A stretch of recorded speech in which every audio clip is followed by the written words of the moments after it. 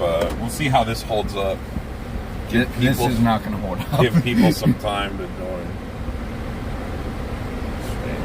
I'm surprised that the GPS didn't like immediately blow up. Go share the stream in Discord. Okay. I think that'll be funny.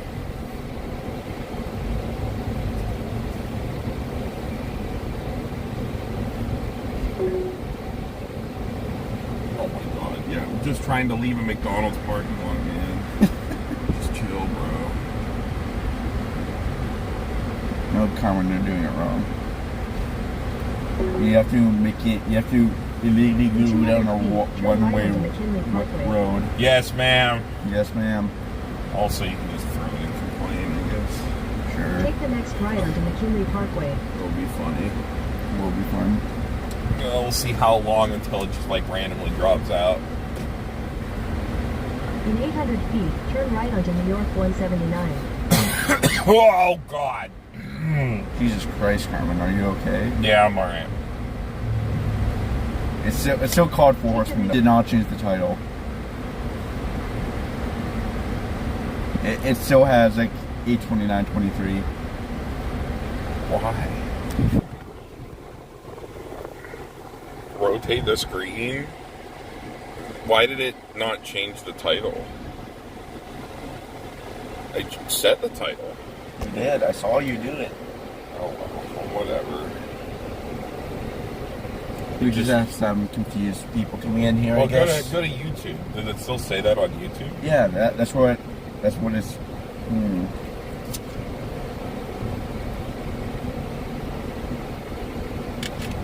Maybe I didn't hit apply. Maybe. Yeah, it does still say that on YouTube. It does. Wait, hold on. It's being cringe.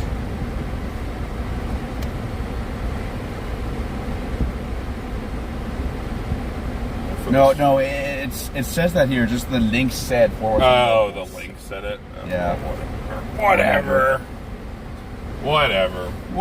We'll wait for some people to get here. Okay. And we get back on the highway. We are currently in upstate New York, just off the border, gassing up and getting food. And this couple is crossing the street when they are not supposed to be able to. But you know what? They're older. We'll let them do it. In half a mile, turn right onto the I-90 West. Pedestrians always have the right of way. They do. They respect people's lives in this car. Oh. Look at Tim Hortons, Carmen. No more Tim Hortons, dude. I've seen enough Timmy H. Once we get back on the highway, Zach and I will go over our rounds. Toronto was a good time.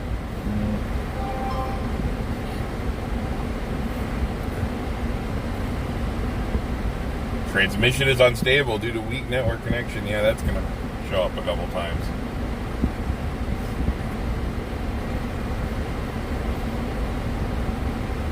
If only I paid for the Wi-Fi that my car can get. Yeah, if only you did that. Live in car. We are live in car. I don't know if the chat's gonna work on this, so you can pull it up on your phone, Zach. Okay. On YouTube and see if it should be getting back on the highway here in a second, and then once I can get cruise control on, we'll go over rounds.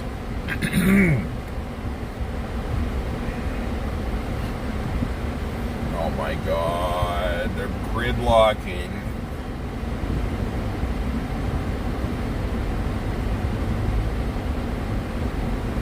Carmen's a happy driver, in case you guys didn't realize. I mean, I'm a happier driver than Nico. Damn. Nico was always very angry. He did all the road raging for me. That's pretty cool. Yeah. Turn right I onto wish the I had I-90 West ramp. I wish I had someone who could road rage for me. Nah. Well, I guess that's what you're here for, Carmen. Can I write on here? I think so. Something says I can't.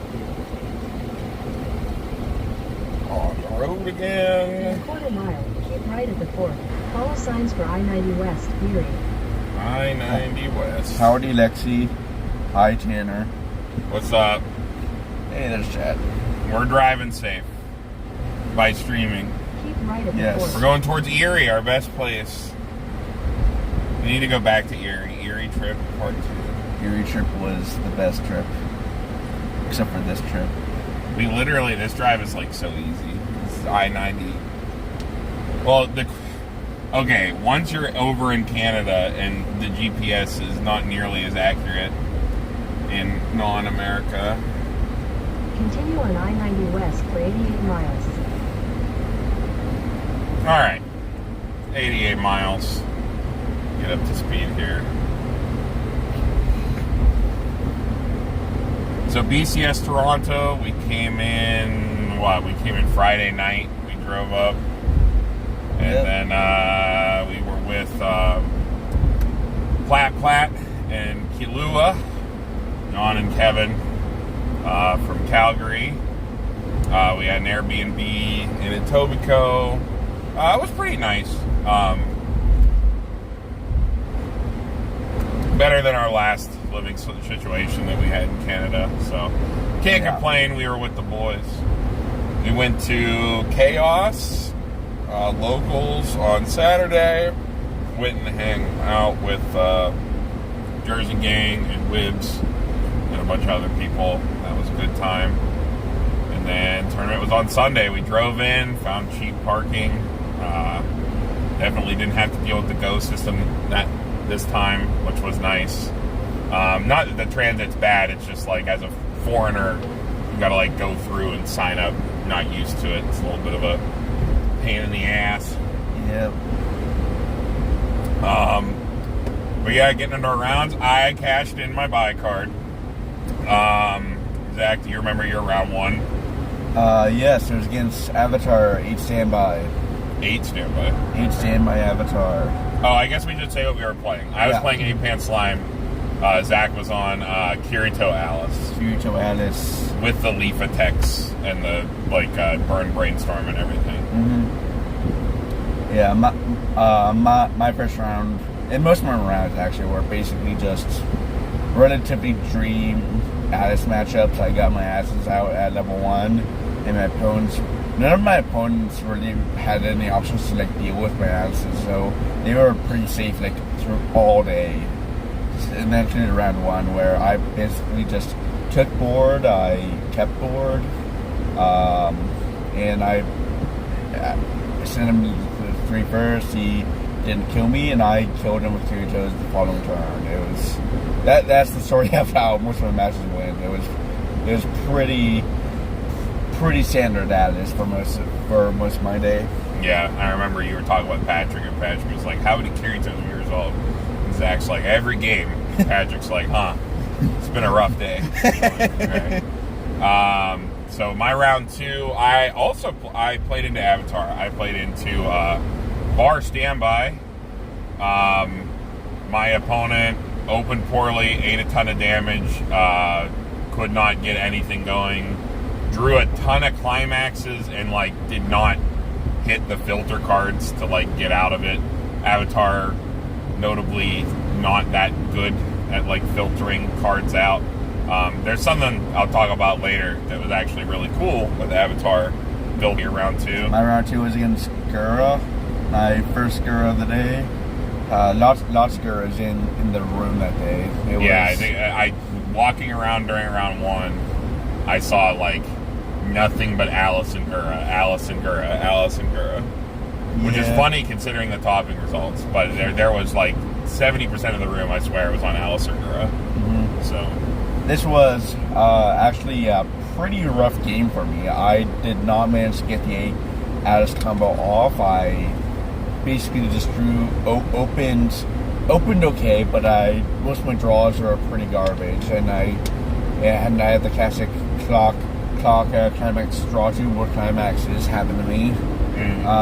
So I basically struggled all through that game. I wasn't able to get out of it, so I mostly just pivoted to just beating a 1k1 deck and just sending a climax every turn, hoping to kill him. And that actually worked pretty decently. He had a good amount of damage, and I was actually right after I sent him to level 2. I managed to anti-change one of. I think it was this match. I think this match I was able to anti-change one of his already played Guras, He. No, I'm thinking of something else. For whatever reason, I don't know if he just did it at the climax or something, but he didn't Gura me at level 3, and that was a big part of why I was able to survive this game, and I was able to stick enough damage the following turn to kill him.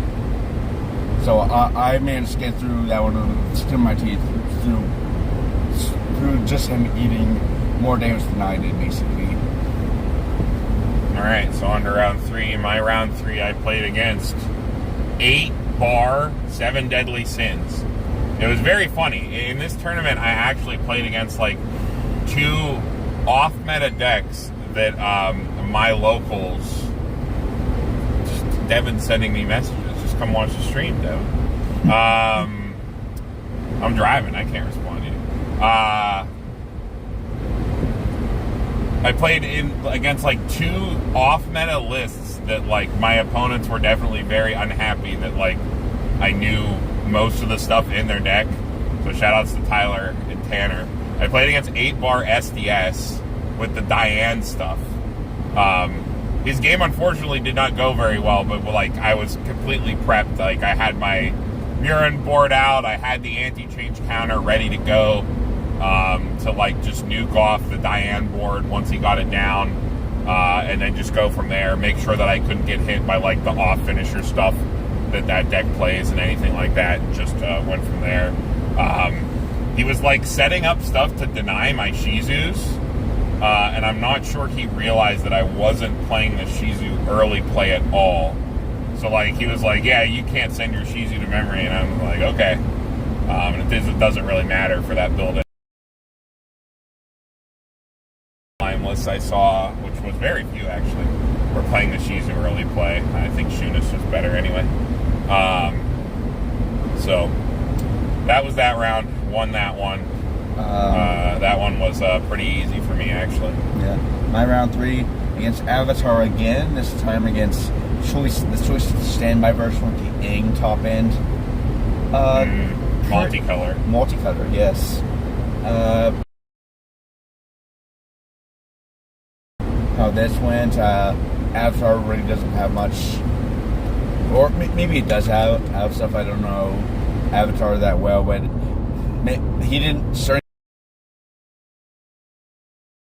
It was crashed throughout most of that game, and it was pretty similar to how the first round went. He did manage to get his Aang finisher off against me. Remind me, Carmen, that's basically what, like, it depends on how many colors you hit. Yeah, if you have the 1 back row down, you can only have 1. You mill 5 instead of 4. And it's like, if you hit 2 colors, you burn 3. Shuffle back into afterwards, and then if you hit 4 different colors, you, like, paw kick the top card of their deck. So he only ever hit 2 colors, so it was basically just for both of the lanes he got off. So kind of low rolled a bit there, and was only able to shuffle 2 cards in both times, and that was not enough to kill me. So I was able to finish him with Gears the following turn. So that was a pretty straightforward, standard ass game for me that round as well. So we're both 3-0 going into round 4. Yeah. So my round 4, I played against Tyler on SDS. This is a rematch from Trios. We were paired up. Much better matchup for me this time, being on Slime and not that Sora deck that I was on back then. Slime, I think, is like this is like normal SDS, like 6 choice or 6 Stocksoul 2 choice SDS.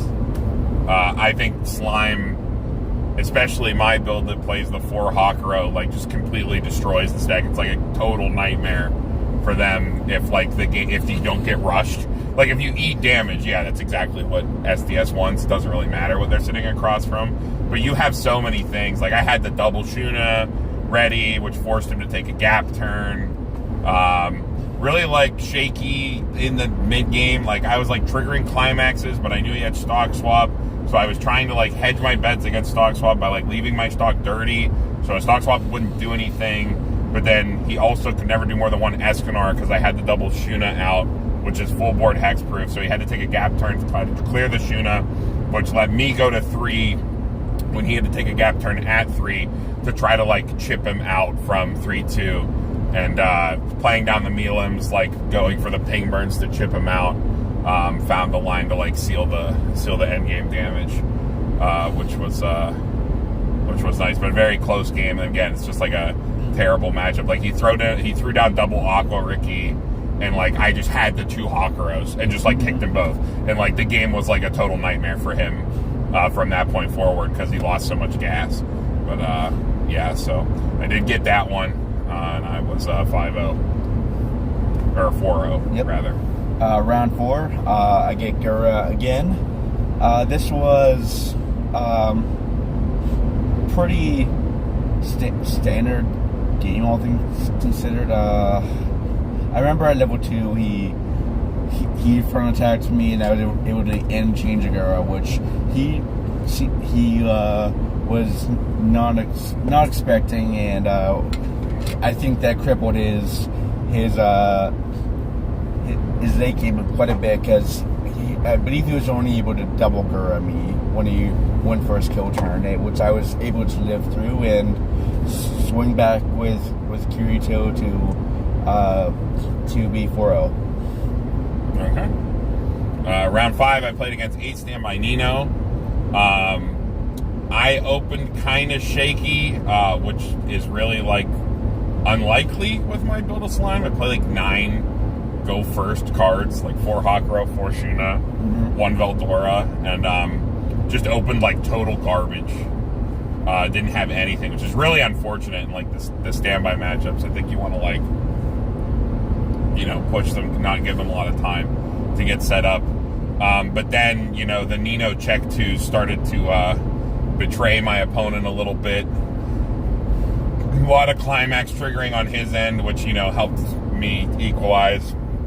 I throw down my whole Murin board, get that set up, you know, after rip a ton of clean cards out of my deck, rolling in resources, and then trigger clean, and then I just get sent straight from 2-1 to like 3-2. Then I'm like, oh, okay. So I look down at my hand, and I have a Benimaru, 2 Benimarus that I had searched, or one that I had, one that I had searched. And I guess we're just doing like 2 turns of Benimarus on our deck that's compressed, and we're gonna try to say, Nino isn't gonna do much with 2s and 3s on this deck now. So as long as we don't trigger too bad, this is the line. So 1 turn of Benimaru, goes over Benimaru and just close it out after memory kicking one of the Ninos to deny the combo.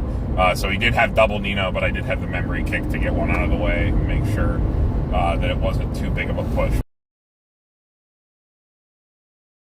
Skipped a level and didn't trigger, then it was pretty unlikely. I think, was this the game where I was able to do that? I think this was the game where I was able to play the second Benimaru by like playing the Milim out of hand, then like Veldoring to hand to stock, then like Veldoring the Milim back, hand to stalking again, then playing the Benimaru, which was pretty cool.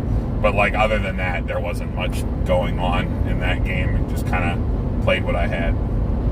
So at that point, I was 5-0. Zach, go ahead. I had 8-bar Quince. It was I believe it's like, I don't know which Quint it is. Yotsuba. Yeah, it was that waifu deck. Still very competent. It's like a memory deck. Yeah, it's definitely one of the better waifu decks out there. Quince has a lot of those, I've noticed. It was a pretty straightforward game again. I'm noticing I'm saying that a lot, but it's the truth. Like, I mean, it's Alice. It's Alice. It's just you just Yotsuba put the cards down. He didn't really have like anything to deal with Alice once I had it out, or at least you didn't see it. So I was able to keep board pretty well, and survived his level 3 turn and come back on the swing back. So 5-0. Round 6, I play against Gura for the first time. My opponent had an absolutely terrible game. Nothing was going right for him. He was triggering climaxes all over the place, but like not having the standby targets, like not getting anything he wanted. Everything was going like pretty well for me. Everything was going fine. Very normal game. Set up my Murin board, compressed, got everything I needed for, you know, like either push for game if I went to 3. He goes to 3. He can't find the climax because he's been like trying to spend resources to fix and like do what he can to mitigate the fact that he's triggering a bunch of climaxes to try to make sure he doesn't just like explode if I somehow go to 3 first, because he has, you know, Gura has all those soul triggers when they're like in those modes where like they're trying to, you know, try to fix, maybe they're not paying attention to where you are in damage, but you know, Slime's so compressed, not really going anywhere. So he does go to 3 first. He can't find the climax. Throws down Gura's to heal, like swings out. I go to 3. I set up like a pretty good, if like Milim loop, like I ping him like to 3-4 before attacks. And I have double Milim clock kick down because he has like a 2-card hand or a low card hand, and I know 1 card is a Gura Pants that he picked up off a trigger the previous turn, and the other one is a Koyori Mem Kick counter, so I know I only need one of my Milims to clock kick. So I go into the turn like expecting, like, you know, he has for with the 2 in the clock kick to seal the game, and he just cancels on 1 again, and I go, okay, oh, is that drift? I had the 1 Gura live because he memory kick countered, and he slammed down Gura and just like took the game. And he was like, you know, apologetic, and I was like, man, if I can't hold games like that, if you can't hold an L like that, you can't play Weiss. Yeah. That's just Weiss. Sometimes it happens throughout the day on Bushinami. You know, it is what it is. So Zach, how was your round 6? My round 6 was against 8 Standby Hololive. This should have been a little bit more of a game since 8 Standby Hololive actually has tools to contest the Atlas board. It's standby, that's what it's supposed to do. It's supposed to hold board. But all game, my opponent just had like the worst luck with when he triggered it or paid his standbys, and when he had like standby targets in his waiting room. Like they were just never there. They were always in deck. So he really struggled all game to get his stuff out to like contestment board. Especially like I remember he had like 4 cards left from deck. Then he like twin drived in, triggered 2 standbys. And when he went to go hold up his chocos, neither of them were in there. And then like we noticed like when he took damage like the final turn that both of the chocos were the last bottom 2 cards of his deck. So he just did not have a good game, and as a result I was able to just do the standard as things in what should have been a more interesting matchup and close out game with Kirito once more. Alright, so round 7. I sit down against Eatski. 8-door Eatski.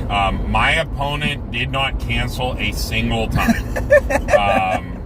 And that sucks, but we take those, especially after we lose a pair down the previous round.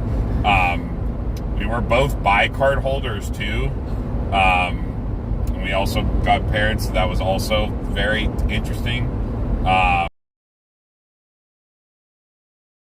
Terrible game. Things went normal to okay for me, and I literally just didn't cancel at all. I mean, that's Weiss. Game sucks. So I was 6-1. Zach, go ahead. So 6-0 going into round 7. I started before the round starts. I'm talking to the other guys at the top table, and we managed to figure out at this point that myself and my opponent are the only remaining X-Zeros. So that has us like pretty excited, especially because they come on right before round starts and they like cut V Premium a round off because of a similar situation. Yeah, they just cut off V Premium. They say they might do the same thing for Weiss, depending on how things shake up. So we're like, oh, cool. I'm probably in top. So a little bit of pressure off for this, which is good because this game absolutely blew. I was not able to. I think I was only able to get one Alice off, and I was not able to guarantee having all four, having a full board to actually do the combo. So I ended up just deciding, forget it. I'm just gonna pivot to just swing and hoping damage 6, which is good because, in part because I was a little bit foot off the gas, a little bit more relaxed. I realized I didn't actually have my camera's combo in hand, so it would have been pretty bad if I had gone for that any harder. So I was basically just hoping to get like enough resources to just play somewhat aggressively, try to do some damage, but that was not happening this game. I had some rough draws, struggled a little bit, managed to. At one point, I had like 3 cards in my hand, which are 2 Kiritos and then Kirito Climax. Just basically waiting to get shot up to level 3 and swinging back. Oh, I don't know if I said what I was playing against. I was playing against 8 choice quints. Oh, Another white deck. Each got. Yep. Yeah. Who was the eventual first seed in Swiss? Yeah. Going to the top. So yeah, that game did not go well. Kirito was not able to get there in the end. I did not see much this report, but that card was sick like all day. I was really hoping to see it this game, just to get a little bit more offense to try and push for the game. Did not see it. Kirito was not enough. Ended up losing this one, going 6-1 into what would become an actual round 8. Yeah, so much to our dismay, we had to play another round. That's because there were 9 X1s. Yes. At the end of this round, which we figured out as players when we all sat down at the same table through asking one another what was going on. We were all X1s. So I was very lucky to queue into Sora Hololive, because the entire slime board is fine unless she has been saved a previous time to protect from the Murin board, especially because I play the Geld counter, so I can feasibly back up every single lane. If they go for a spread just to try to keep stuff, I can actually counter every single lane and then go off again, on top of the board being hexproof. Funnily enough, this was like a 3 standby, 4 bar, 1 door, very Tanner core build, running multiple of the double hand to stock Kanata to try to like cheat something out that your opponent would like never expect you to be able to do. So the second I saw some of these cards and like realized the ratios, I knew exactly what I was in for. I've been prepped for this. But my opponent just like had a really rough like early game. I like denied an Aqua and like the entire game plan like shut down. Mm-hmm. Like I'm not exactly sure what was going on, but I know my opponent like used a double hand to stock Kanata really early and aggressively, and like lost a bunch of resources on the interaction. I'm not exactly sure what was going on, but their build was very intricate, lots of like one-ups and other stuff going on, so I'm not exactly sure what they were trying to do, so I'm not going to make a comment or anything on that, but they did not seem like they were having a great game. They went to 3, they threw down the Marine, they failed to stick anything on that turn at all, and my opponent realized they were out 8 with like 4 cards a deck at like 3-5, and they were like, I concede. So they conceded that game. So I was X1 and ended up finishing 4th out of 141 overall in Swiss. All right, my last round. I'm now at X1. I need to win this to guarantee top. I queue into Bar Standby Avatar. And this was Steve, right? This was Toronto Steve. It is a little weird. So strong. Yes, very strong, as we will get to very soon, both from me and later from Carmen. So, it is a little bit weird to see Avatar this high up. So I figured this guy... It's worth noting that Toronto Steve, which it has Steve's White Schwartz channel, is Piggy on Twitter. Very good player. Very good player, absolutely. Yeah, he's an extremely good player. Yep.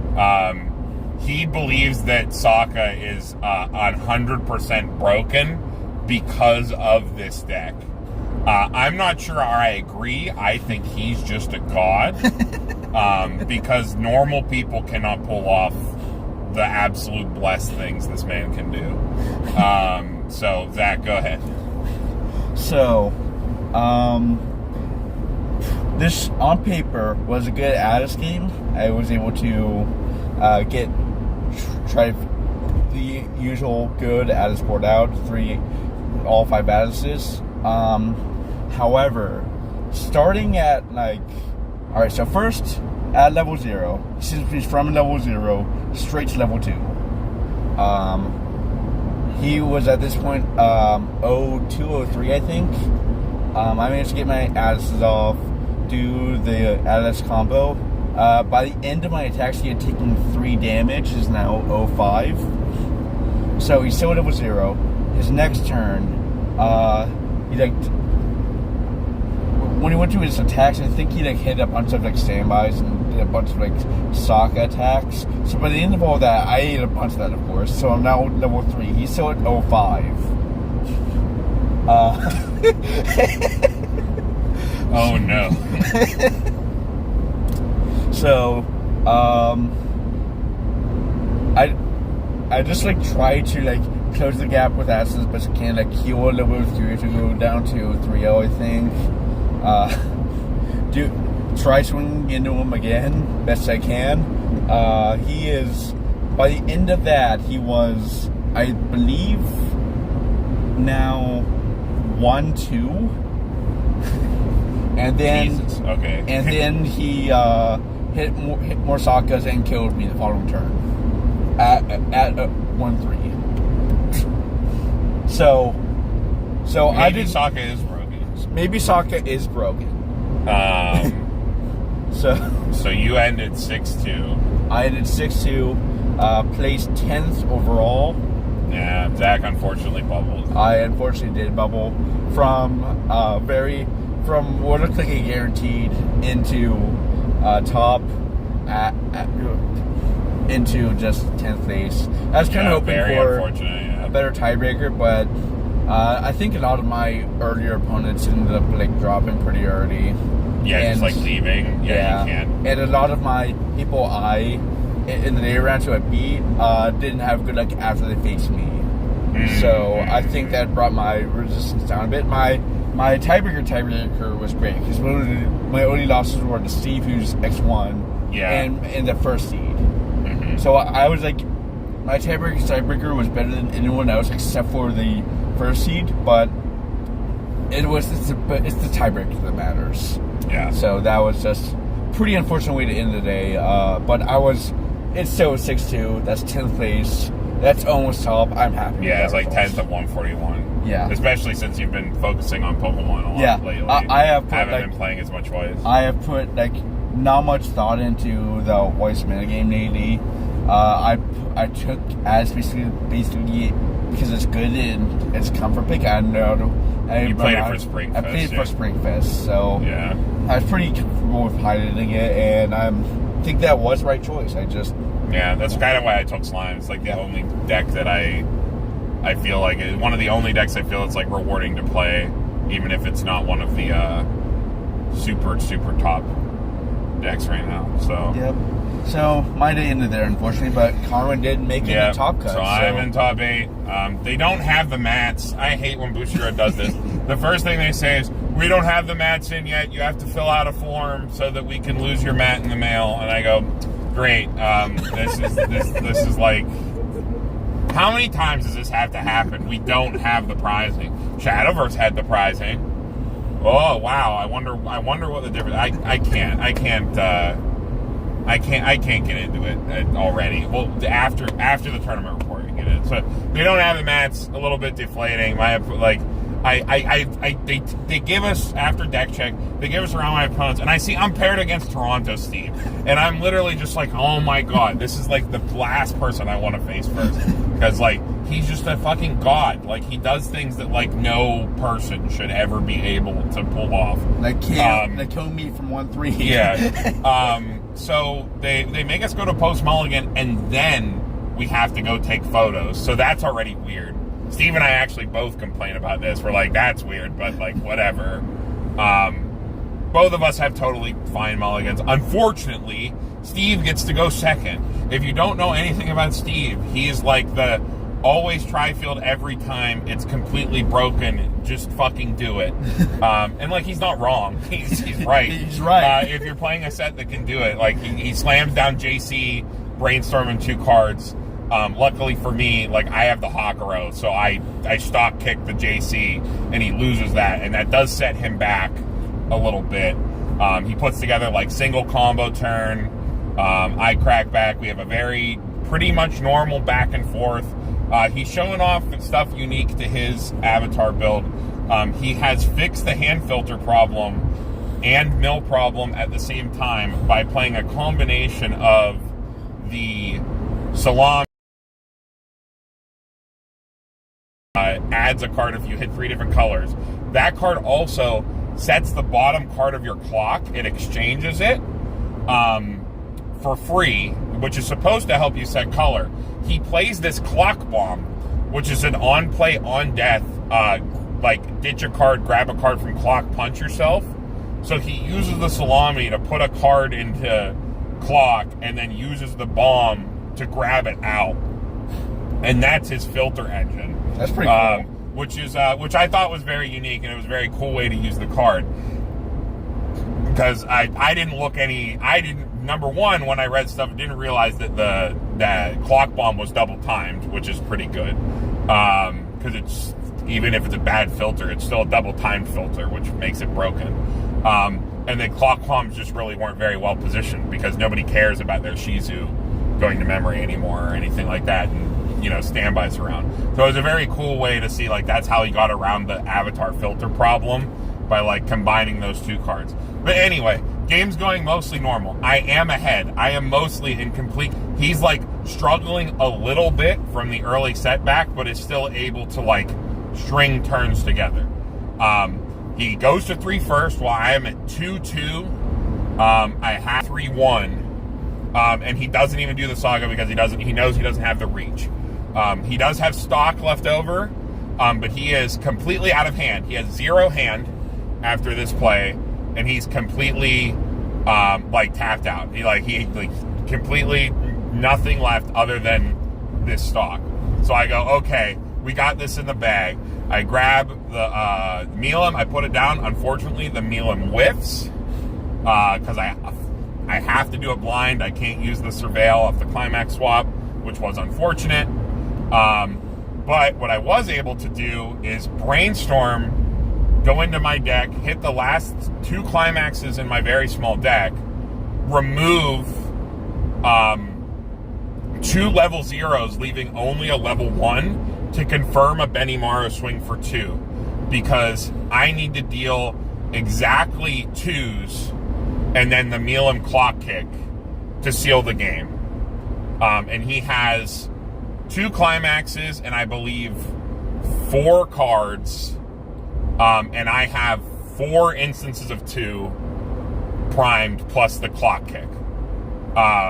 So I need to chew through 2 climaxes and then go through 2 over deck. And I go, okay, this is fucking over. So I set it all up, do my Benimaru burn, go over deck, refresh the 3-2, swing in the other one, clear out the other climax. He has a card on the bottom of his deck. He goes over deck, cancels, swing in again with the pen off his new deck. Okay, now keep in mind, Steve has no hand. I'm at 3-2.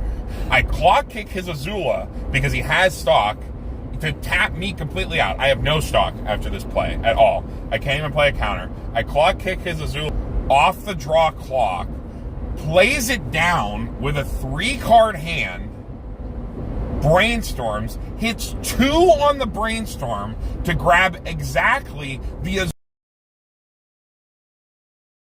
2, and the lemur that shuffles back in 2 cards to gain a soul, to get exactly enough soul output in my small deck that's now 2 and 7.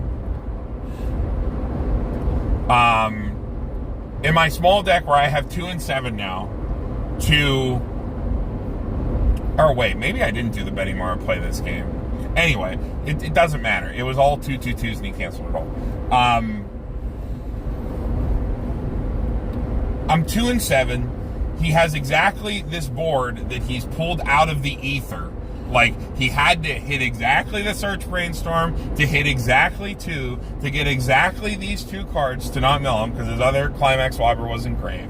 To do the shuffle back, to exactly have a Sokka there to put out, to exactly attack me 4 times. I cancel the 1, and then even then, he has to exactly not trigger for me to not cancel because my last climax was on the bottom of my goddamn deck.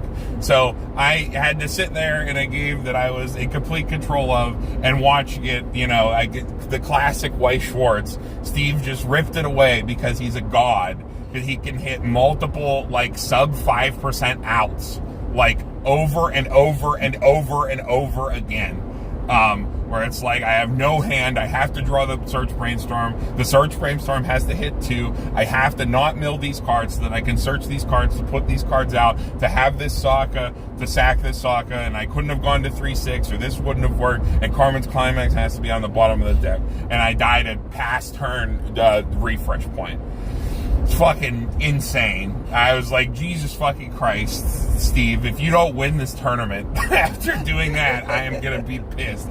He unfortunately got second. But good. Fortunately enough, Slime did win the whole thing, which is awesome. Our builds, we did deck checked immediately next to each other. I think we were 2 cards difference. It was a different counter and a different tech card. Slime, he played a lot more Gura and Alice and stuff than me, which we both had texts and answers for. So Slime proved to be a pretty decent. That was completely nuts. He literally ripped the exact answer. I don't even want to do the math. The math has to be fucking insane to whatever I lost to. That is absolutely nuts. Well, it is what it is. Top 8. I am not going to any other BCSs this season. I don't believe Zach is either, no. Right? I had some life stuff happen. I paid off a lot of my student loans, so that was a big financial decision. And then I have a destination wedding in March in Singapore, and then we're hopping from Singapore over to Japan. That's in March. Worlds is early to mid-February. I can't really swing doing 2 flights, so it was literally get first or nothing this year. And I didn't know Overlord was going to be legal for Chicago. I'm not fucking dealing with that. I made it all the way to top 8, dodging a bunch of Gura and Alice, and if I'm not lucky enough in the top 8 to go and do it again, I'm already going to be in Japan anyway for vacation, so I'm not going to do any more traveling this season, unfortunately. Would have been nice to go see the boys in Chicago, see my boy Ollie, see Clinton, Broderick, see everybody. Really love the Midwest part of the Weiss scene. Really like going out there and playing, but very unfortunate. It's just not going to pan out. Gotta save some money. Got other trips related to this destination wedding. We have a bachelor party trip and other stuff too that has popped up, so I have to cut back on my trips. But like I said, if I didn't get first at one of these, really wasn't going to be able to go anyway. So this is where my season ends. Thankfully it is on a good placing. I'm pretty happy with how I did with Slime. I did dodge quite a bit of Alice, but Alice and Gura, but I was pretty confident in my Alice matchup. You really only need the 1 card for Alice. It's the Gobta. If the Alice player knows what's going on and they have an opportunity to resolve the Leafa, you have a rough time, but like otherwise it's like 55% your favor, I think, with the Gogta, if they just try to play it like any other matchup. Because the Murins are naturally like bigger than what you can swing in at without the Leafa. So it can create some There's problems. A speed trap ahead. There's a speed trap ahead. Wow, on Labor Day weekend. Who would have thought? Thank God for cruise control. But yeah, that's where we're going to end it this BCS season. At least for me and for Zach. Our other locals are not attending any BCS. Don't blame them. They're focusing on One Piece right now, and they're killing it doing so. So once we get that nice, juicy ban list, Japan's in a really good state right now in terms of their meta. Once we get that nice, juicy ban list upcoming, hopefully people will come back to the more competitive thinking in the game.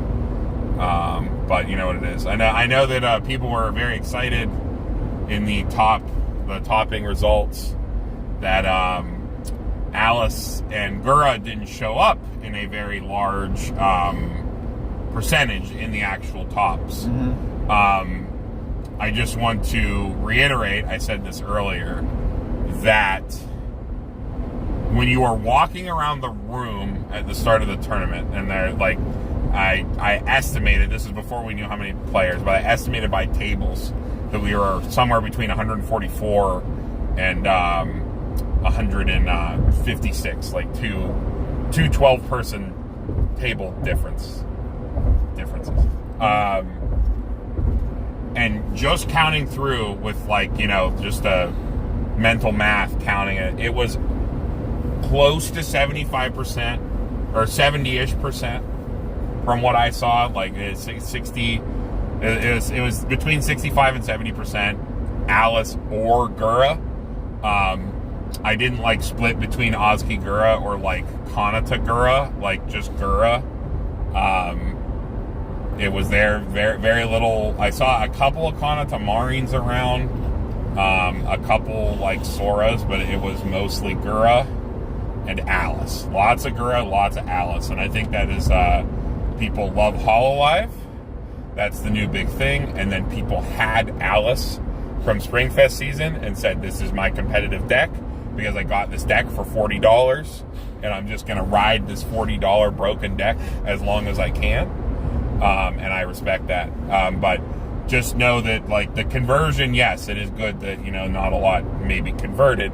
There was 2 ASCII Guras in there.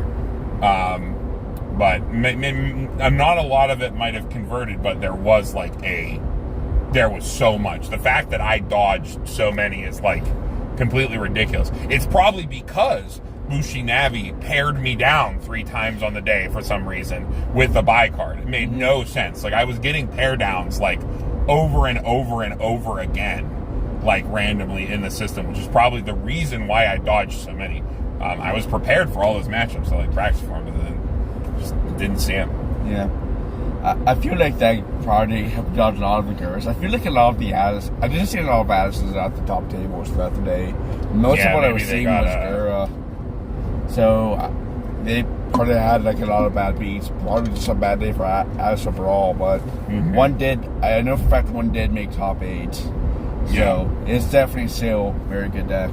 And you should definitely play around it if you're going to another BCS. Yeah, you should definitely expect to see Alice and Gura, and Overlord is Overlord soon, yeah. Overlord in Chicago, that's for sure. I didn't even realize that shit was legal. Yeah, for Chicago. But yeah, after the tournament, we went to Firkins around the corner, like we always do, because it is the only restaurant open on a Sunday past 8 o'clock in downtown Toronto. But it's fine. The food was better this time, actually. Yeah, I think the food was better than the last time we were there. I was kind of down because I keep either bubbling at like 10th, 9th, 11th, or getting into top 8s, and like some insane shit happens to me in round 1 of top 8. You're just not the luckiest person that day, because that's just how card games are. It's how Swiss is. But over and over and over again, it can be a little frustrating. So I was a little down, but had a beer or two, watched the Goofy movie with the boys, had a couple margaritas, rest in peace Jimmy Buffett, had a couple margs, a few rounds with Jose Cuervo, and it was a night. Then we got in the car and here we are. Toronto's our closest regional for Pittsburgh. It's a very easy, like, straight shot north 5-hour drive. The other one, like, Jersey's 7 hours, Chicago's approaching 8. Which are both straight shots in the other directions. But the drive up to Canada is, like, it's extremely easy. Yeah. Well, just because familiarity too. Like, we've done it so many times. Like, we've driven up this way towards, like, Erie. Like, driving north out of the city is always pretty easy. But I have no interest in ending the stream until it dies. So if people are hanging out, we can see the comments on the screen. If you would like to ask us stuff, we can do like an AMA. We got listen to music, ask us whatever you want, and we'll just chill. I'm down, as they say. Wait for some questions. Get the smart water out of here. I need my water. Advanced maneuver. Always keep your hand on the wheel, kids. Don't end up like Carmen.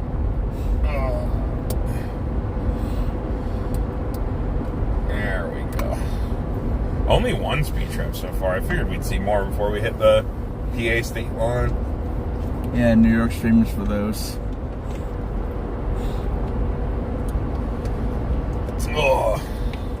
Car stream is definitely that's definitely the future. But yeah, any questions, ask away. Now that the tournament report's done. I think what is it? Is it blue that went up today? Did green go up yesterday? I don't know. The Azure Lane set review. Friday was TD, yellow, green, red and blue. Red and blue was one video. It went up at the same time. We recorded that with Devin and Caleb. We had a great time. Azure Lane is just one of those sets. It's like you got 220 cards. It's red and blue 2 hours ago. You got 220 cards, and you use 220 cards to do exactly one thing, which is slam cats into your opponent over and over again. What a cool set. Yeah, very cool. Zach, you might have to go to the comments on YouTube. I don't know if this is like showing all comments or top comments. It should be. I never know. Prism Live Studio is not the best program. Showing top. Can I change that to all? Yeah, you can change it to newest. They're the exact same. Okay. Nobody questions. No questions. Everybody just wants to come watch us drive. Just want to watch us drive. You can do that. I could just flip the camera up to like show the road. Is that what people want? Is that what the people want? Do the people want a road camera? I can just do that.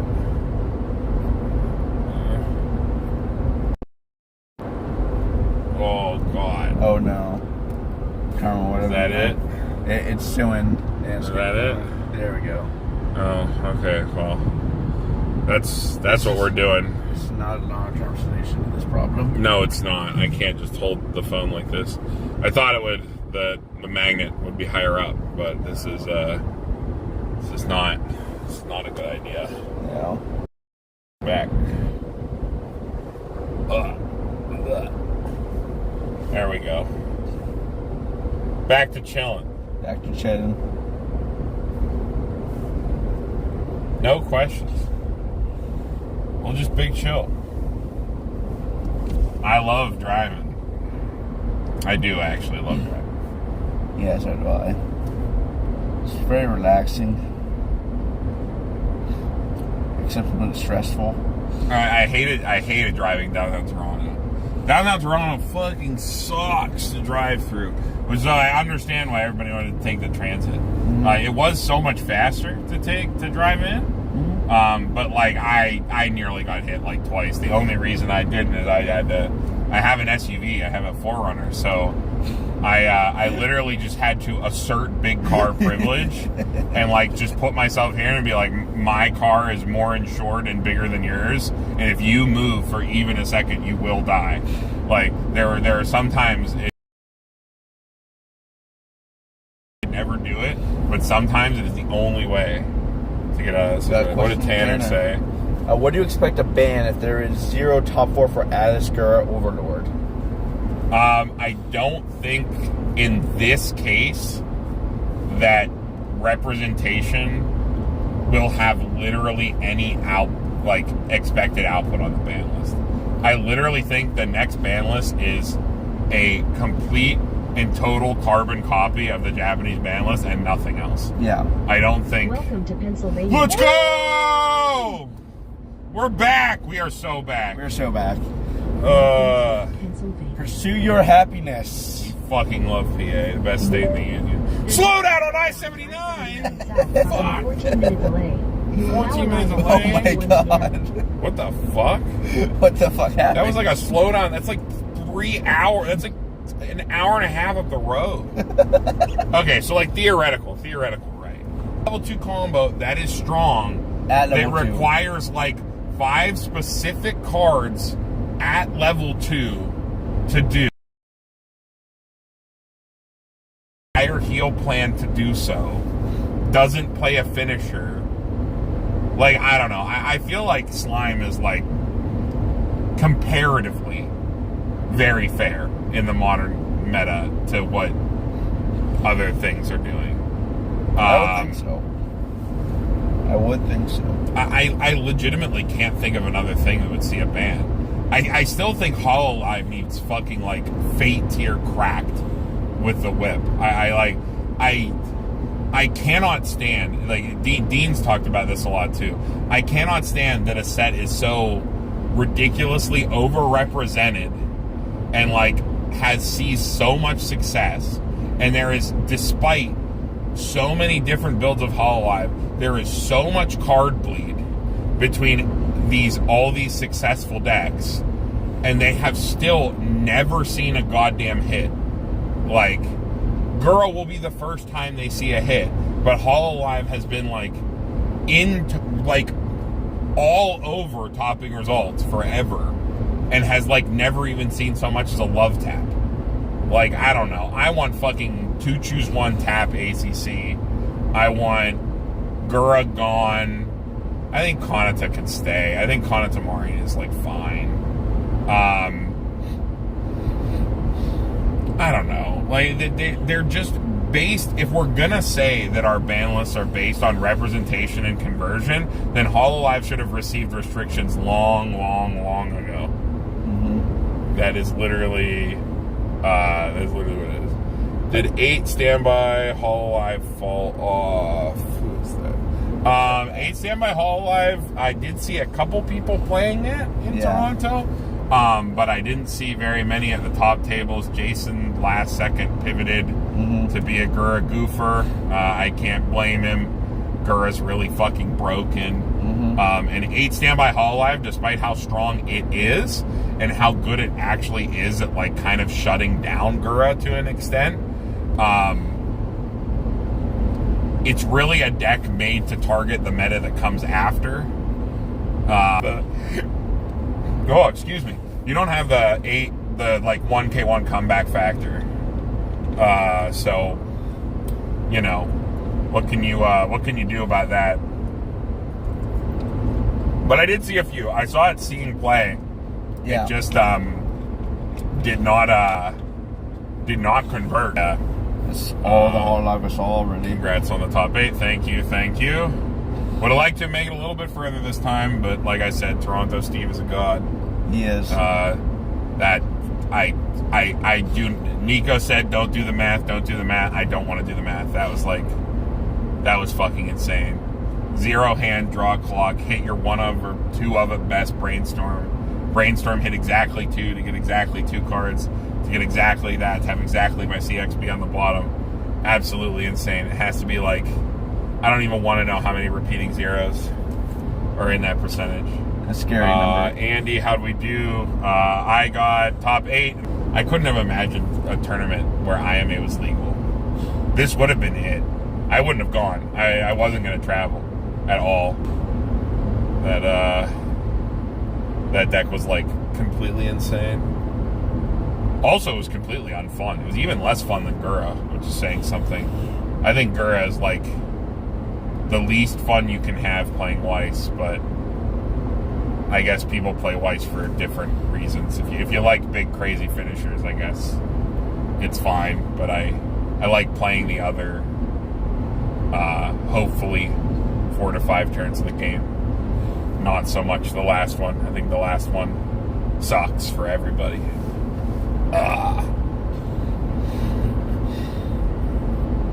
Oh, what do you got? 137 miles to go.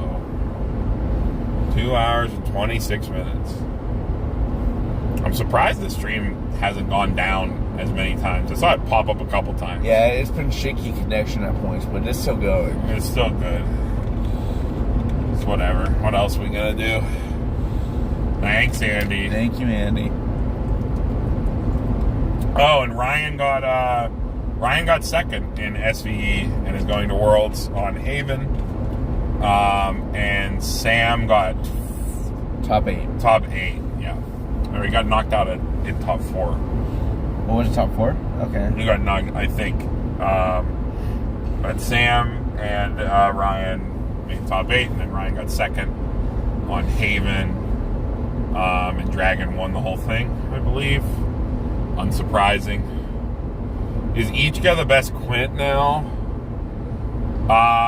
The Ichka deck is actually really sick. Unlike Eatski, you're a 1k1 deck with a really good mid-game. That early play with the like double baller check and wreck, as we like to call it, it's baller check and wreck. It's even better than normal check and wreck. The baller check and wreck Ichka is pretty sick. That is a deck that I have not played or played into a large amount, but I've like read it, and like went through all the cards, and I think it's like it's definitely a contender. And I mean, it put up, what is it? Dunkin' Donuts ran. John played that. Yeah, like, he did. Yeah, like to what? It was either top 4. Top 4. Yeah.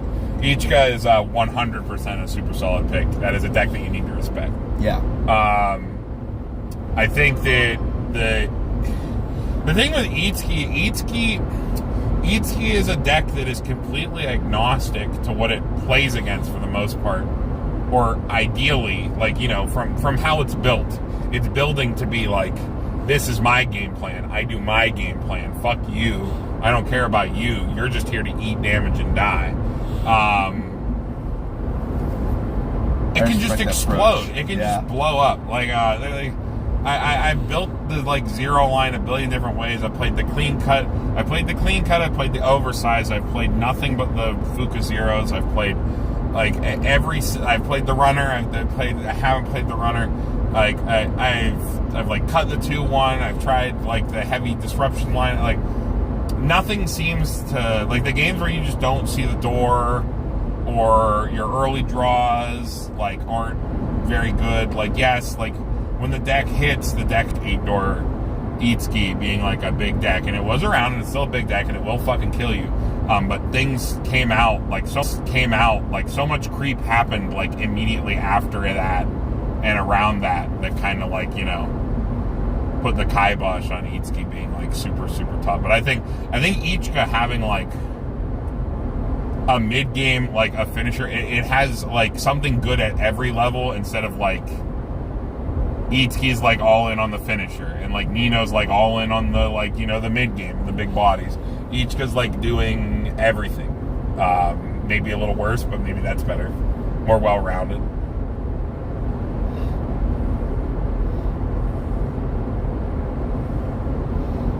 Well, you have to, the thing with SVE is you can't play in the regional at all unless you've qualified in a local, and we don't have any locals. You have to play in local qualifiers to play in regionals at all. They aren't open entry. At least right now. We'll see how it develops. Like their regional for SVE, it was only 5 rounds in the top. But they were all, everybody had already won their qualifier, which I have no idea how prestigious or whatever those are. I assume it's difficult because unlike Weiss, Shadowverse is a game where you can't just randomly go off every single time. Unless you're Dragon and you hit God Curve ramp every single game. Then maybe. Dragon sounds stupid from how they were describing it. It's more that there's not enough in the game right now to have like the ramp not be the best thing to be doing. Yeah. It's like in a game with very discrete resources, it turns out that ramping one of the most important resources is extremely, extremely powerful when no one else can like really flex as hard as them. But like there are counters. Like Haven does really well against Dragon and other stuff.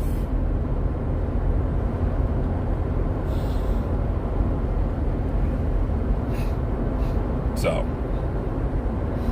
yeah, keep them coming. We got 2 hours and 20 minutes left to go and a slow down an hour up the road. So,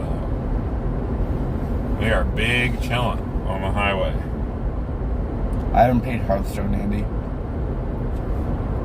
It's Druid from Hearthstone. Yeah, they just...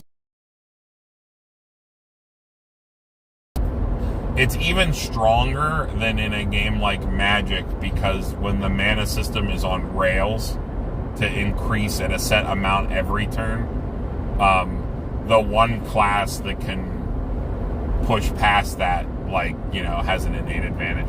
Especially early when there aren't as many cards in the game. It's more a product of it being BP01. There's only one booster pack and set of trial decks available. Play attack.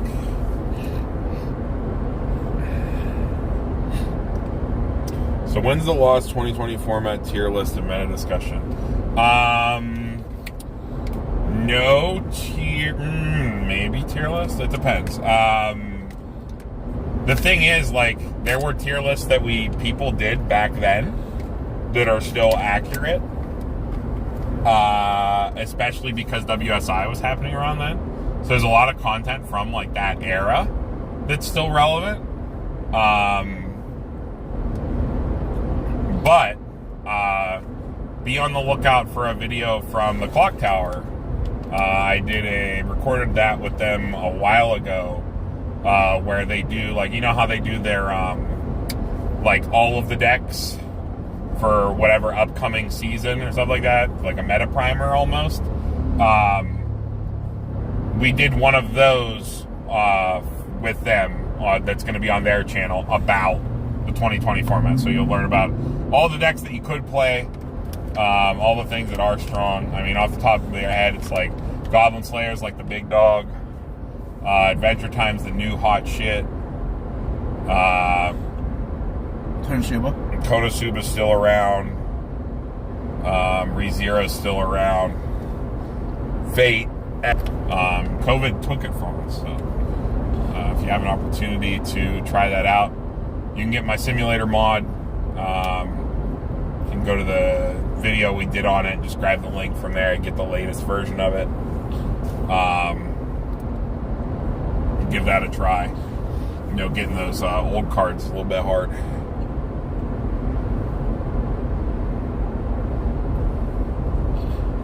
Oh, Braden, that's your tag. Okay. I didn't know your online handle, Braden.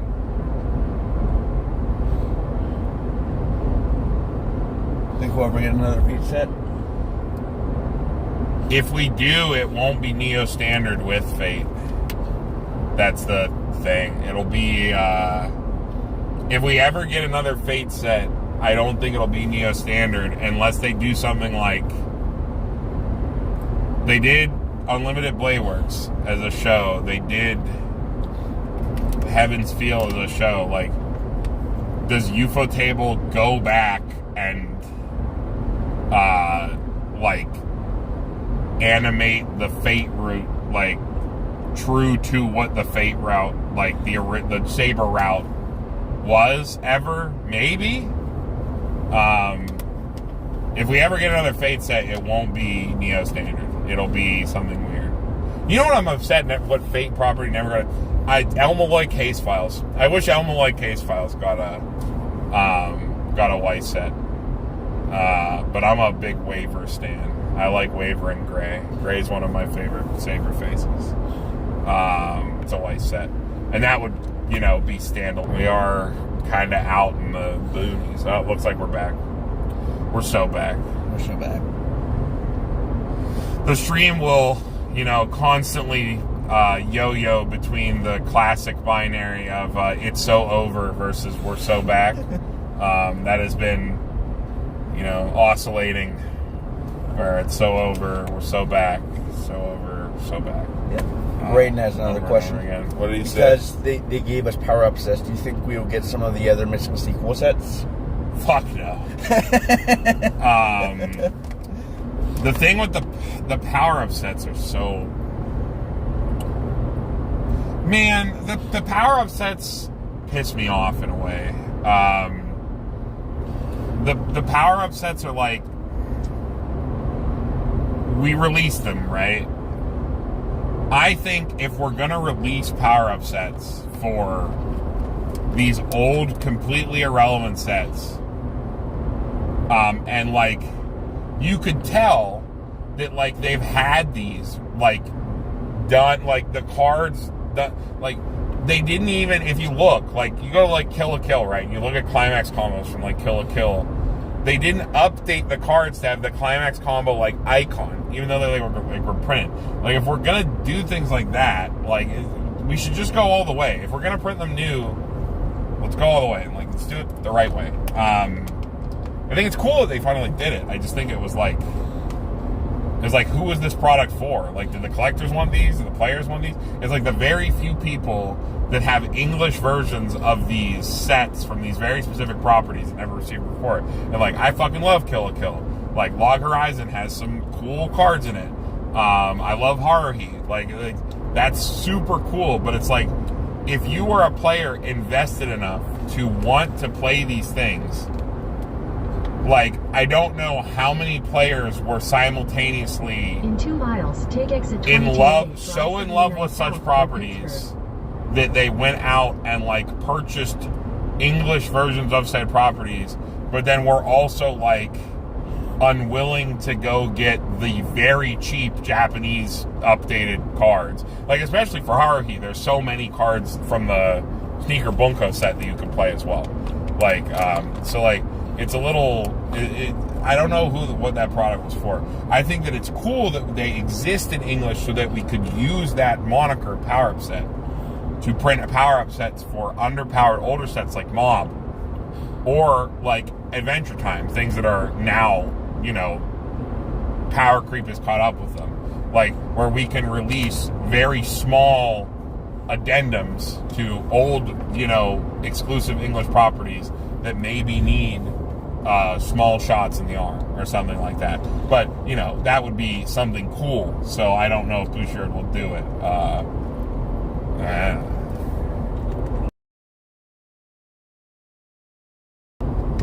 Might as well make another set, yeah. That's always the thing. But the thing is, when you make another set, the thing with power-up sets that makes them easy for, like, development, right? All you have to do is develop a card. You don't have to... Because you already have... You ideally, for the power-up sets, right? You already have the license. You already have the license to, like, create that product. You're, like, creating a sister product, which should hopefully be included in whatever license they're getting. If their licenses are so goddamn specific that they can't print, like, a like a promo card Take with exit art 22A. or, you know, a screen cap. Well, it's too late now. It'll recalculate. Continue on I-79 south No, for 106 it's fine. miles. A good driver, wow, we didn't miss nearly anything. A good driver misses an exit. A bad driver never misses an exit. Yeah, we didn't lose any time at all. Slap effects on them and you like release it. So it requires like less overhead for them to do. So maybe it's a little bit more achievable than a second set. But like, I don't know, Bushiroad literally prints money. In Like 2 miles, card game take exit companies. 18 for Pennsylvania 832 towards Sterretania, Presque Isle. Card game companies are quite literally the childlike ideal of a money printer, but in real life economics. So when people like to say that these companies like don't have the money or don't have the resources or are somehow like destitute in any way or like can't afford to do literally anything, like I kind of like just chuckle inside. Like they just like to pretend like that to like garner your sympathy so their margins can be wider. They literally print money. Like it is the childlike idea of a money printer is what card game companies and producers literally are, but in real life economics. It's pretty insane. Zach, you got to be the question, man. All right. What's the next question? More of a comment. Not gonna lie, I was thinking about getting a Fate Zero deck. The 3-2 Gilgamesh, just grabbing your climax and sending it to the waiting room is funny. Yes, it is funny. Just like information binding. Things that nuke your opponent's climax are funny. Information binding is a very, very funny card. Funny. Mm-hmm. Like having to be like, you can information binding my climax. Like that is a thing I have to consider. Yeah, this one. Thankfully, like I said, I was playing, gave the effect on climax Take play. exit 18. So, then but turn I did left onto lose my soul, Pennsylvania which 832 south. gave Colton another turn.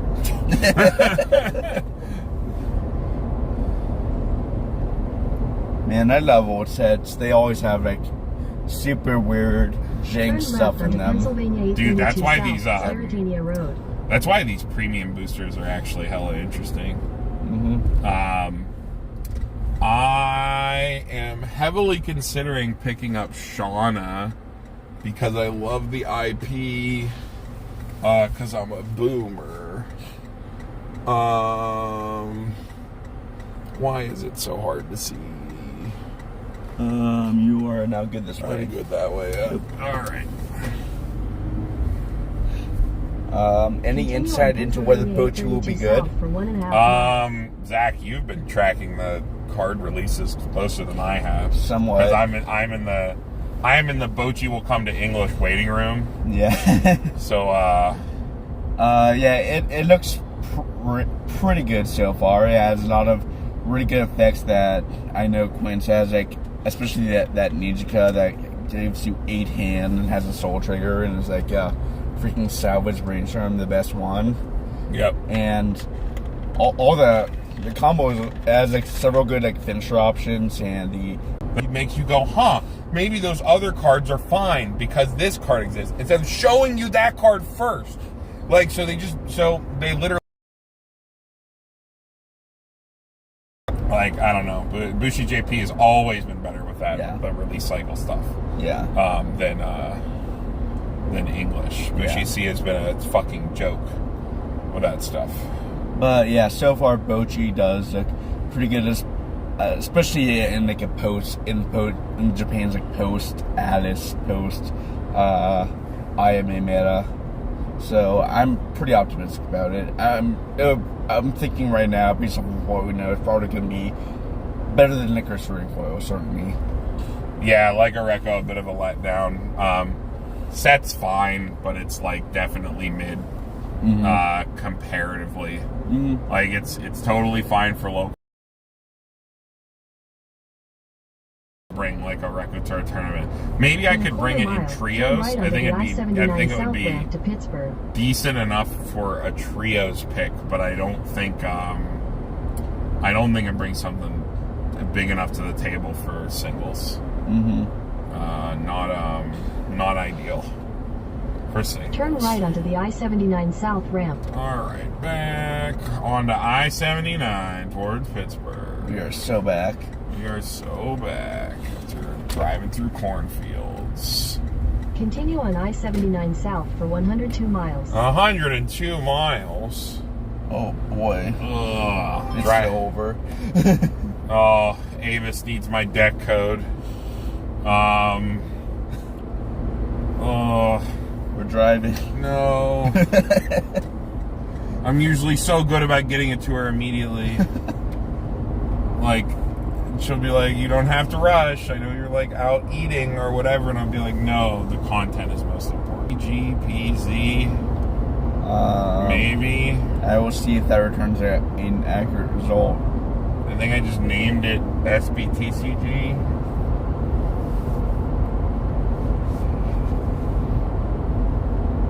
Because I didn't just want to call it Bangura.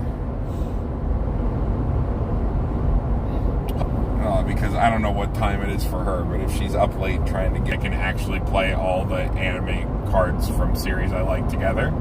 I also really like Strike the Blood because I'm a terrible person. I love that trash. Gobble it up. Love it. And the fact that, like, okay, that's another example of a card they didn't reveal. They show off this 2-1 Yukina combo, and everybody's like, this card is whatever. Like, it's kind of cool, but, like, I'm going to hard play this before. You didn't know. Is there another... Not a question, but a comment. I've been having a lot of fun with Audi shenanigans in Hololive 2 lately. So much more fun than Gura Autopilot. Ollie shenanigans? Yeah. The Dark Hole Turbo.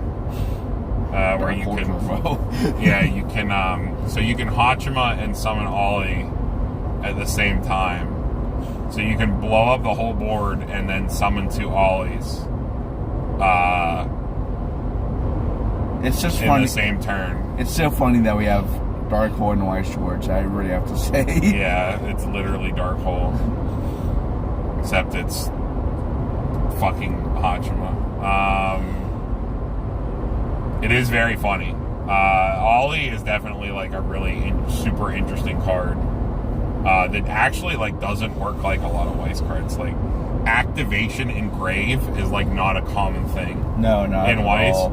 And it's like it's really it brings up interesting stuff, right? Where like when you play the door, the Ollie has to be in your grave.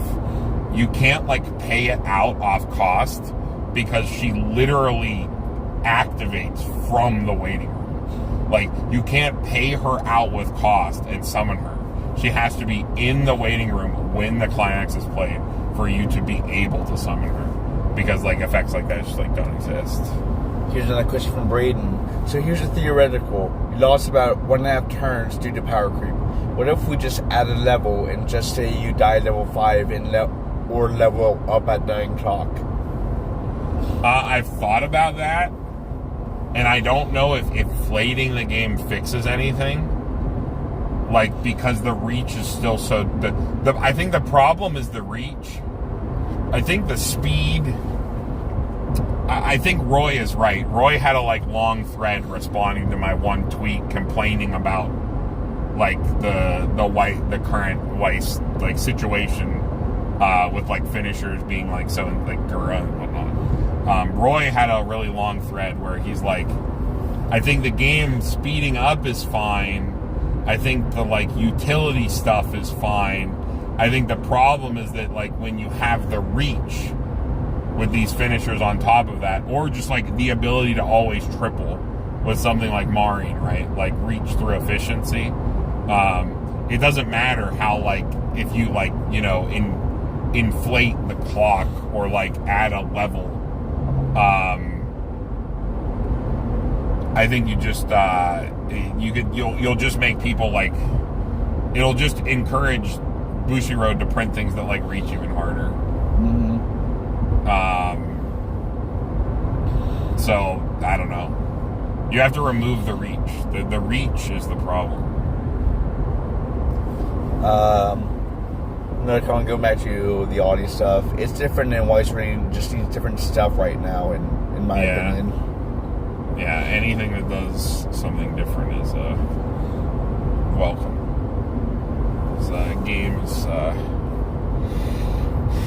Game be stale.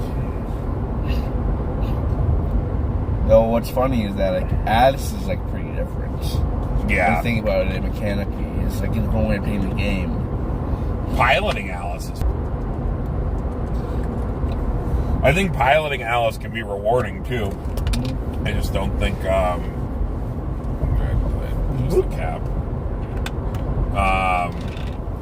Piloting Alice can be rewarding. I think Pachin's just a design mistake. Mm-hmm. All of Tokyo Revengers is a design mistake.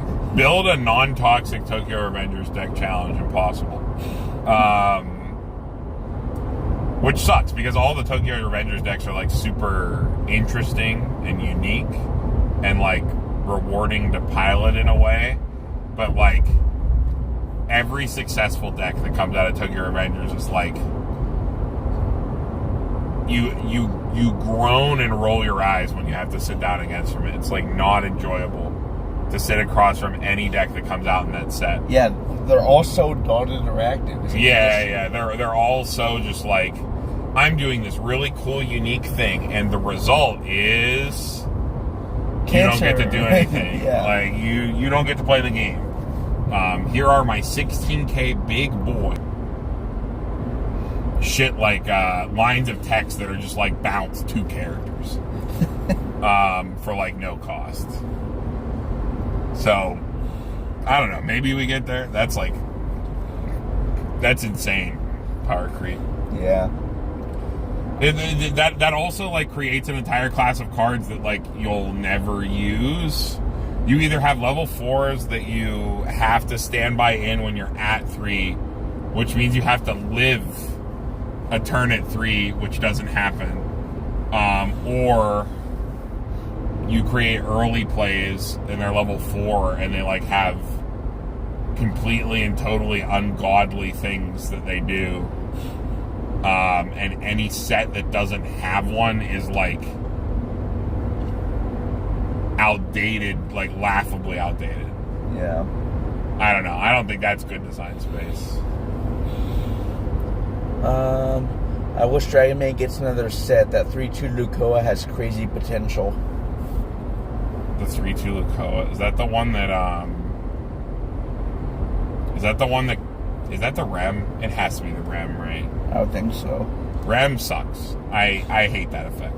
That's the look at your opponent's bottom of their deck. Kick climaxes, right? Clock's climaxes. Yeah, clock's climaxes, yeah. I do not like that. I played that card a lot in Memory Snow. I don't think that effect is good. Lukoa is infinitely more playable than Rem though.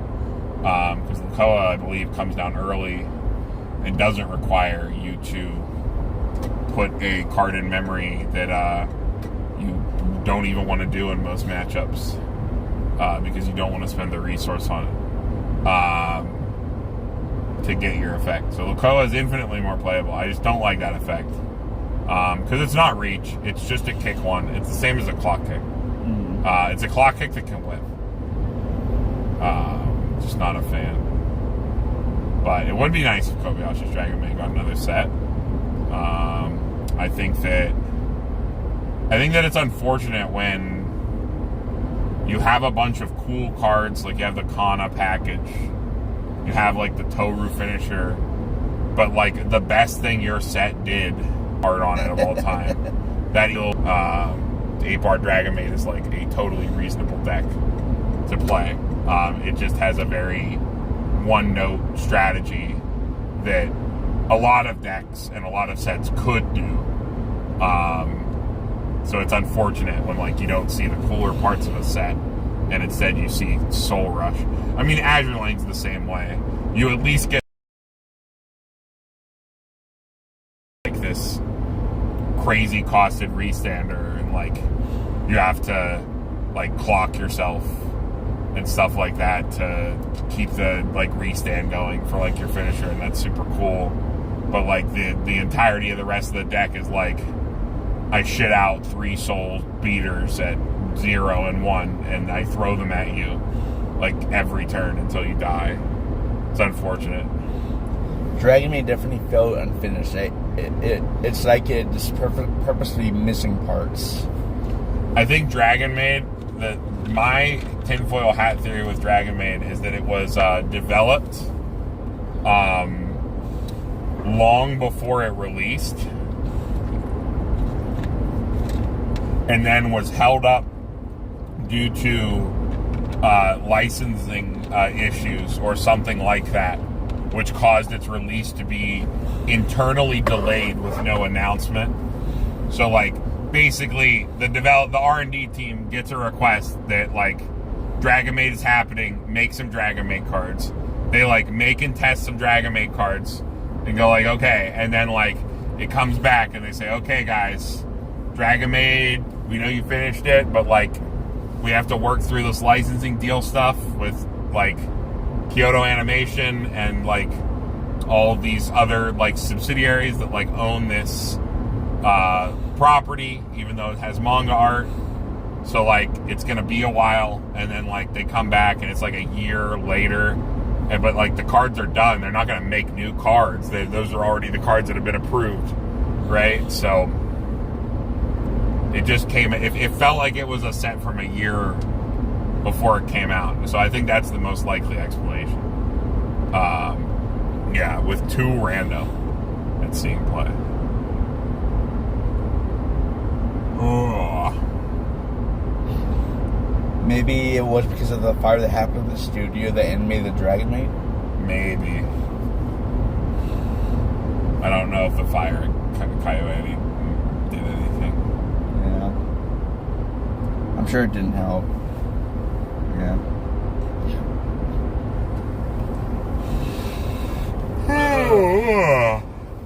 100 miles to go.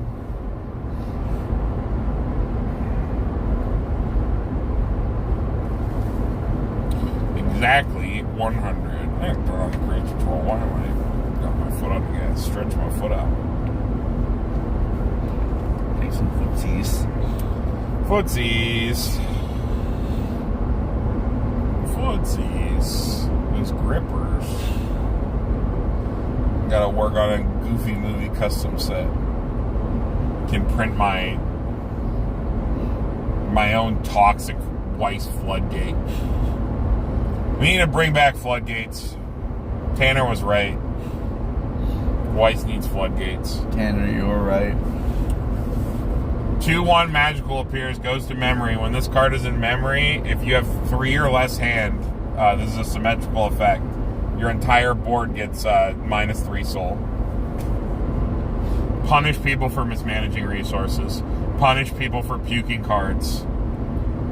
And either player can pay 1 sack 2 standing characters to pop the event from memory and cancel the effect. So you can't mash Brainstorm and get rid of the event in the same turn and randomly windfall your resources. Like, Weiss needs something to actually punish players for mismanaging their resources. Because instead, we print a bunch of fail safes to give people back resources even when they mismanage them. Like, insane costless filters, or even costed double filters like Mio, or all these cards that +2 on death. Like, can we please, like, get something to mechanically punish people for, like, actively mismanaging their resources? Like, because unless your set gets some sort of fucking cracked defensive counter, and then the bodies to support said defensive counter, I feel like managing your resources has almost no benefit anymore. Just do something like build up your resources and just blow up with Kuro. Rain says, give me Grisaya 2. Messiah 2. The amount of CX revealed. The amount of CX revealed by CXs is -1 Brainstorm. Oh.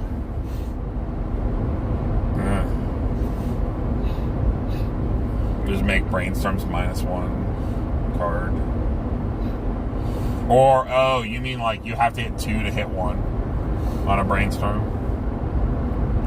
Maybe cap it at one like they do with. I want to print like completely toxic floodgates into Weiss with like a completely toxic floodgate with the ability to like very reasonably bump or like otherwise remove said floodgate if the player is managing their resources correctly. Like, that's all I want. I want like you're literally like, I want like your whole fucking front row gets -3 soul if you can't meet some like pathetically easy condition for like the point in the game, even if you're having a bad game. Like,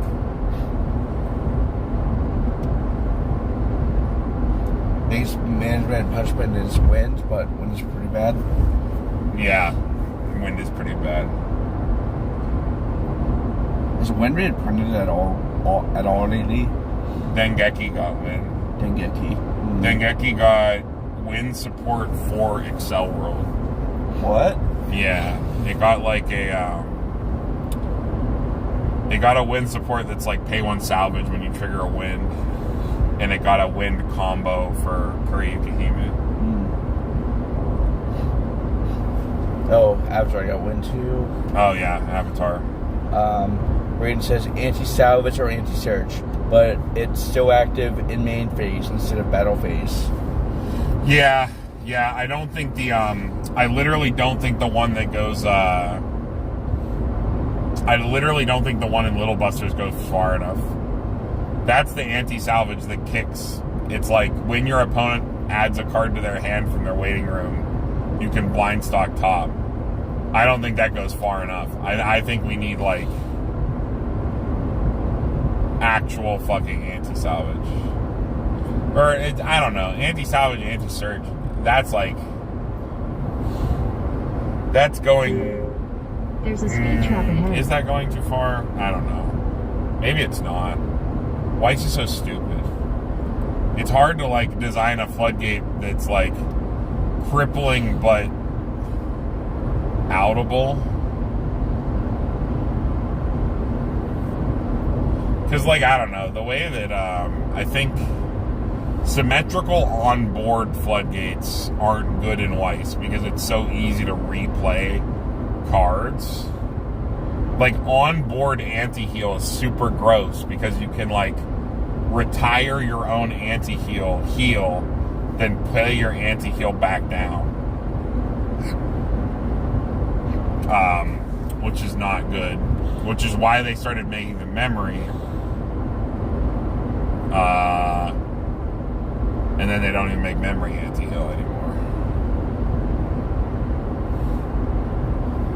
We need more. Well, I just came in. Weiss is so stupid. Yeah. No, we were talking about how do you bring in floodgates to like make Weiss slightly less sacky, but also make them like not unbelievably miserable to play against. Because, like, okay, so, like, Zach and I play Pokemon, so it's easy to relate to this. You know what Path to the Peak does? Path to the Peak is a stadium. Stadiums are symmetrical cards where each player can play one of them per turn. And it's like a symmetrical effect that affects both players. It draws Path and you can't play.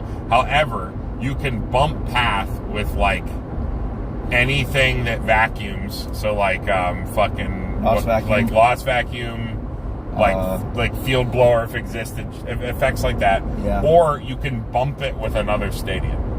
So like it's easy to remove in a way, or effect like Punkaboo. Yeah. Like Punkaboo, because Punkaboo doesn't have a rule box, so it has effect that removes stadiums. Like there are plenty of ways you can include an out into your deck to deal with Path. But Path is still really strong and like is able to like stop things that are completely gross from running wild, like Mew drawing 40 fucking cards in a turn with by like spamming Genesect. How do you print something like Path into Weiss so that it is crippling but fair?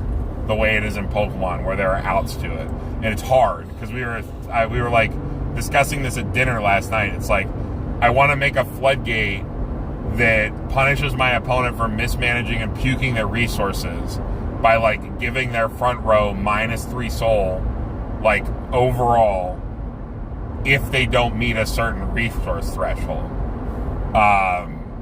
Like how do you make that fair? And how do you make it like not punish people for like playing finishers? Like a card like that, literally, like you could never resolve the third Itsuki combo or like something like that. And maybe that's fine. Maybe that isn't fine. It's like it's very hard to try to like come up with cards that de-incentivize the like puking and like playing on the edge all the time kind of plays that also are fair to like deal with, like, or reasonable to deal with. It's hard to do that. South Saxon says thinking once per game you can shuffle your hand or waiting room, then draw or move the set amount returned. I would just like redraw. Yeah. I don't know if redraw would. The only thing that would help is specifically floods, and I think the amount of double. I think most of the time you can get your way out of it. I was thinking things a lot like that were probably more heavier handed. Yeah. Braden says a card that has to be in the front row, all cards go to memory, then the waiting room on death. Instead of the waiting room on death. Oh, I see. Instead goes to memory and then goes to waiting room from memory, so that none of its on death's effect ever trigger. Ever played a card like your opponent like puked down to 4 cards and like tri-fielded you because they expected to get 2 cards back after one of their Rickies died, and you just denied the whole game? You know it makes an impact. Like if you've ever been on the receiving end of that or done it to somebody, you know that it matters. So like, I don't know. I do hate the amount of like crazy on death plussing that just lets people puke their resources. They don't have to manage anything. They just kind of like throw stuff out there. Oh, okay. So like increasing, they literally just need to stop printing insane finishers. Like stuff like Gura isn't okay. Like pay 2 ditch 1 to output 3 instances of damage for the same rate as it used to be to burn 4. Like that's not alright. Yeah. I was thinking like a jailer card. A card that would literally keep those cards like held hostage, like a marker, I would guess, until it died, and then all cards taken by it would be returned.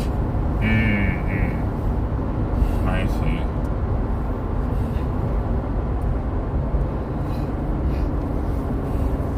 That's an interesting idea. Yeah, taking your...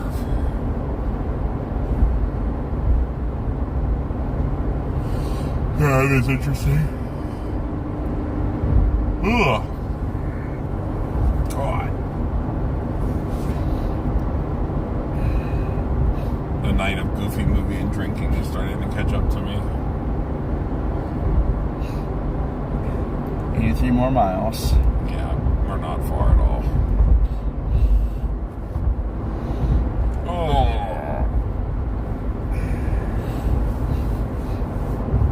Oh, what do we got next week? Next week we got Pokemon Regionals. Yep.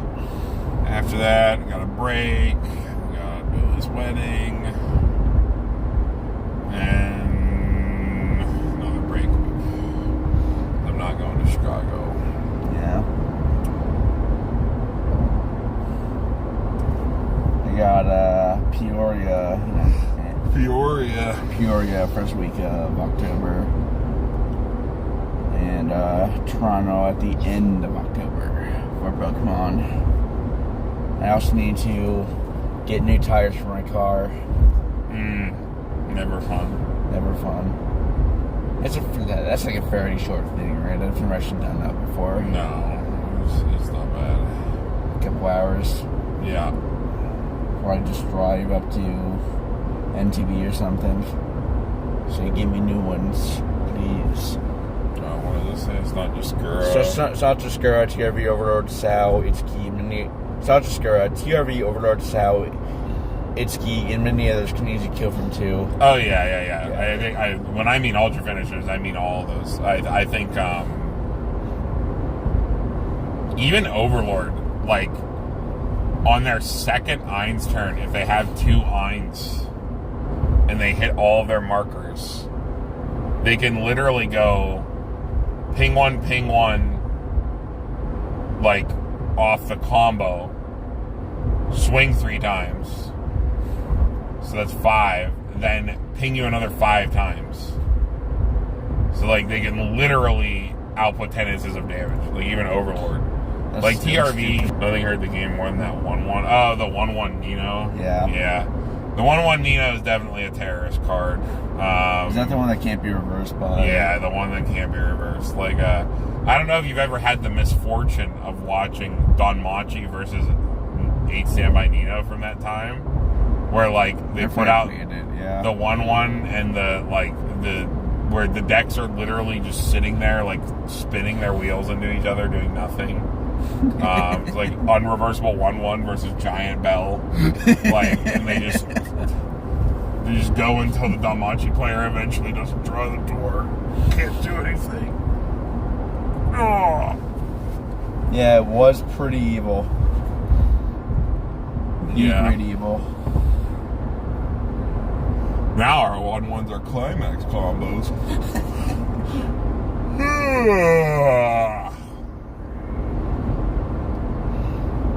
Now our 1-1s are 2-1s.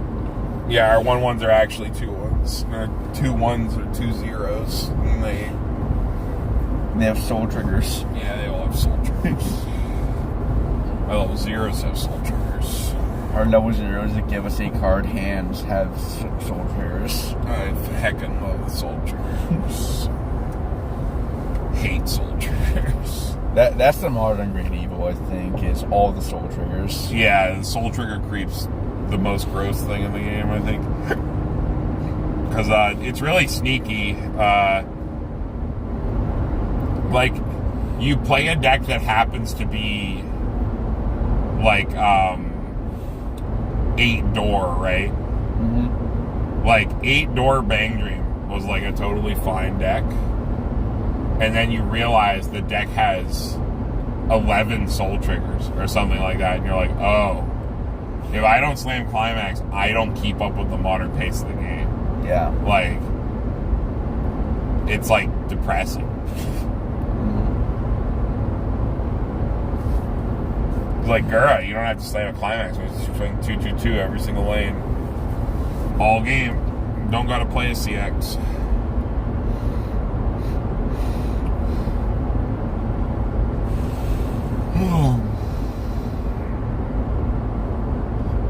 Braden expanding on this. While this card is in the front row, nobody reviews cards for trigger checks. They just blind stock. Turn off soul triggers completely. That I like. You just blind stock every attack and swing for base. Support almost in the modern game. I like it. A little weird how 790 Sins gets hit after like a week. They drop a Gura and out of state stays scot-free. Yep. Going back to Raiden's idea. Yeah. You could like blind stock his Climax and not know. Just make them the monies. Yeah, Whole Life is a money printer. People love the shark. Shark make money. Bad for you. Gura is fucking absurd.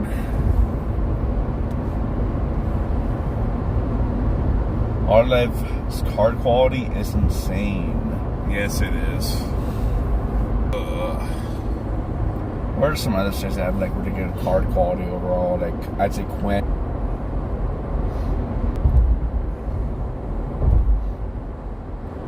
Cows. Oh my god. You alright? Yeah, just last night finally being 7DS didn't deserve the hit. I disagree. 7DS deserved the hit. Solely because I think that you should be able to interact with Escanor. I don't think that should be uninteractable. Because if you used Gil right, you could set up a board in which your opponent literally couldn't do anything about the incoming damage.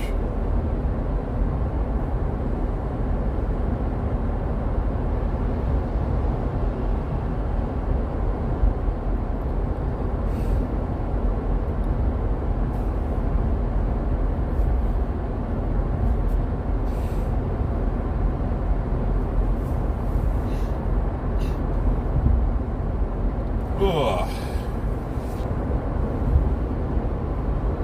All right. But yeah, we're gonna end it here. Thanks for hanging out. I specifically didn't put on music so that this VOD would stay up. Because our locals VODs always get hit. So if you want to scroll back, listen to the tournament report at the start. Pretty sure that all went through before any network drop occurred. Yep, it should be fine. Thanks for hanging out. And you guys have a good rest of your Labor Day. And Then hit OK. Ending live broadcast. Thanks, Prism Studio.